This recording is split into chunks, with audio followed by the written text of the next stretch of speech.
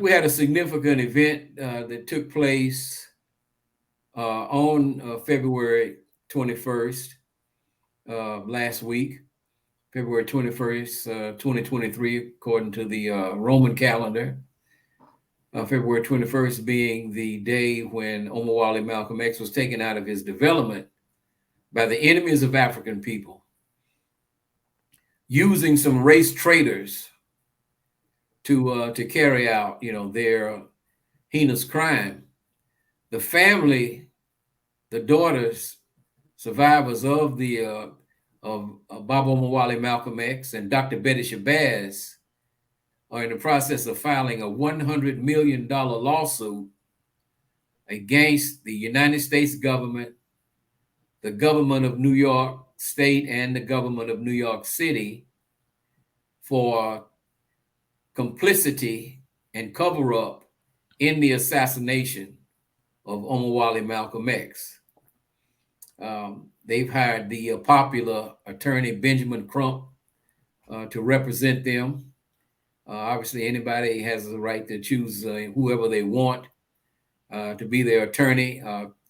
Crump, in my opinion, would be more useful as a prop than someone to try to articulate exactly what they are trying to accomplish. But I do think that they have some legal possibilities that could force the parties that will be sued to settle out of court. And the precedent is that they've already admitted that they withheld evidence in the trials of two members of the Nation of Islam, Muhammad Aziz and Khalil Islam, who were accused of being part of the assassination team when in fact they were not, as even the Talmadge Hayer, the person who confessed to participating in the killing, admitted that they were not part of the team that he was on. They finally admitted, after these men had served over 20 years in prison, were finally released. The state, the city, New York, Cy Vance said that, hey, we owe these guys some restitution.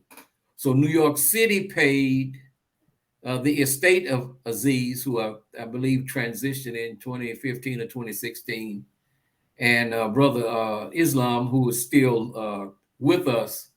They paid them $26 million, and the state of New York chipped in $10 million for a $36 million settlement based on their admission that they withheld evidence. So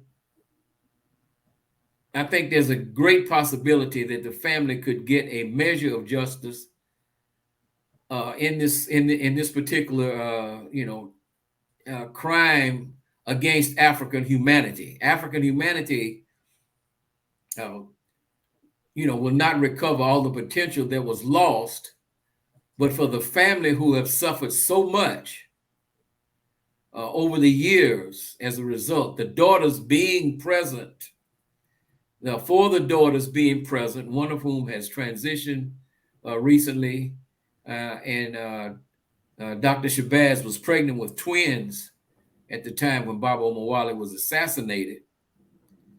And the other killers were never pursued or arrested.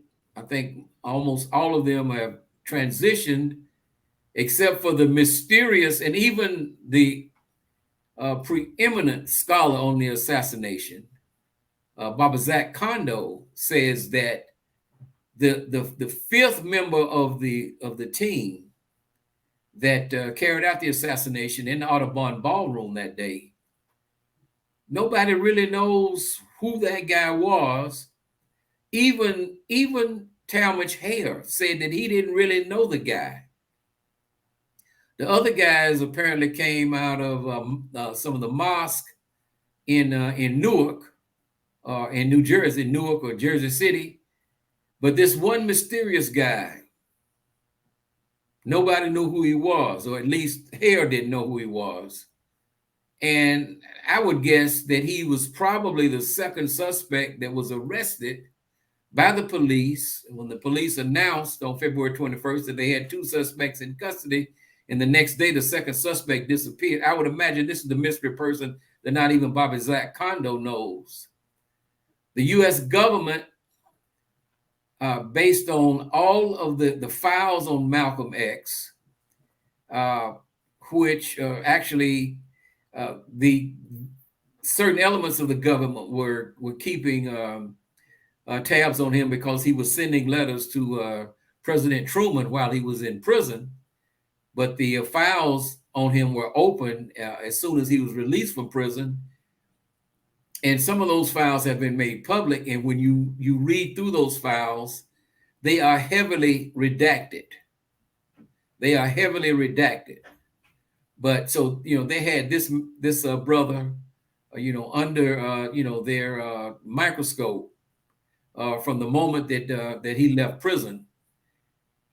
I don't know if there's a way that they can be forced to release that. They will probably claim that it has national security interest. Just get a hold of that term. But I think that they would probably settle out of court. This is what I would assume that they would take that route. Particularly New York State and New York City, the feds, they may try to stonewall it to the extent that they can. They may. It just depends. In the political climate, needing the black vote, perhaps they just say, look, let's pay the money and get on with it, because it's just a drop in the bucket to them.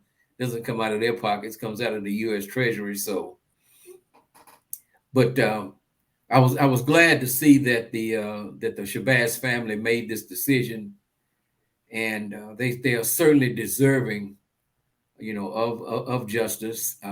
They have the Malcolm X, Betty Shabazz Educational Center there in New York, so they could probably do a lot more work, in terms of activism, plus scholarship. With that money, and plus just the family deserves restitution themselves. So I saw that as a positive development, and based on the precedent that has been established, I think they have a good chance of succeeding. The King family was awarded, I think, in the Lord Jowers case. They were given $1. But they weren't really after money. They were seeking to prove that there was a conspiracy, and that James Earl Ray was just a patsy, same as Lee Harvey Oswald was. So that's one of the points I wanted to cover tonight, brothers. Yes, sir. Thank you. With these resources, hopefully, the Shabazz family can embark upon the training of the youth in an educational process where they offer clarity to the international legacy of El Hajj Malik El Shabazz. Why this is significant?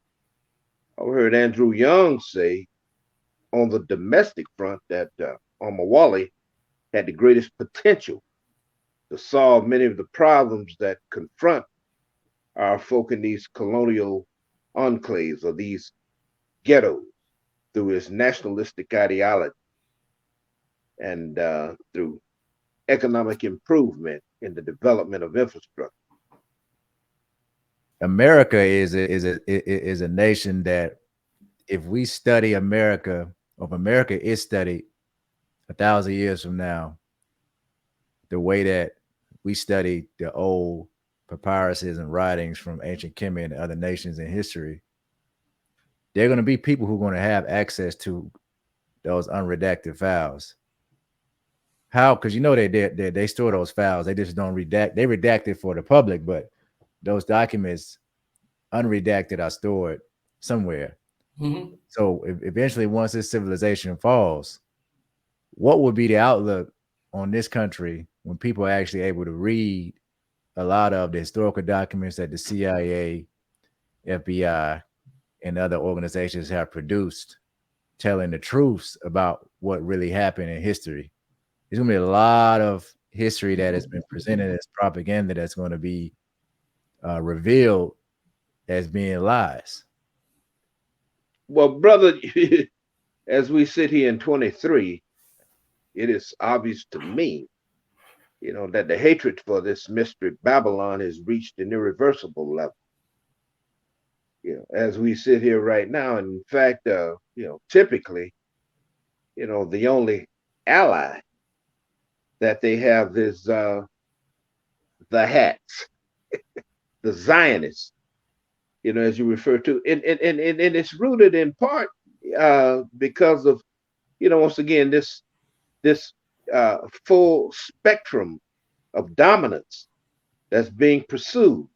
I've heard you brothers use the term hegemony, versus a multipolar world. Dr. King spoke to this issue in a speech that got him killed. Don't ever let anybody tell you that God chose America to be sort of a messianic force to rule the whole world. And he went on and on and on. See, and not only is NATO, with its domestic base being in Washington, D.C. primarily, at war with Russia, they're also at war with Germany. And I know McCarroll's probably going to get into it. The destruction of the Nord Stream pipeline is an attack on the economic interest of Germany. Thus, as it relates to some of their allies, ostensibly these allies, there is competition and disdain there based on the an agenda that is obvious. You're talking about supplanting cheaply supplied gas, oil, natural resources for more expensive resources that are being sold by the Western multinationals. It is a system that has no loyalty. Like Brother X told us, you're dealing with a cold and calculating machine. Mm-hmm. Malcolm, that's criminal in terms of its motives and its objectives, that it has the seeds of its own destruction right within it. What was he referring to? He's referring to imperial overreach, which has been the bane and the basis of destruction of many empires. And like many empires, you alluded to it, it has its birth, its origins, its growth, its maturation, and then its death. As articulated by one writer in the shadow of the American Empire. I cannot think of the author's name. Worked for the CIA. Macro, help me here. I can't. I don't. Okay. Alfred McCoy. Alfred McCoy. Yeah.